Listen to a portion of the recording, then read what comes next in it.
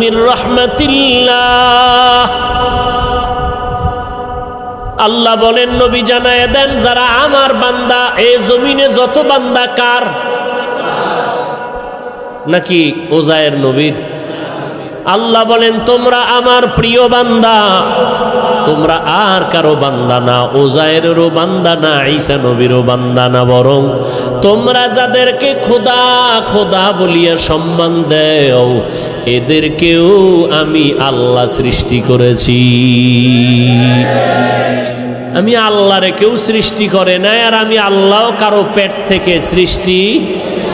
লাম ইয়ালিদ লাম ইউলাদ উলাইকাস, লাম ইয়ালিদ লাম ইউলাদ উলাইকাস, ওয়ালিদু মাউলুদেরা উ খালেকা।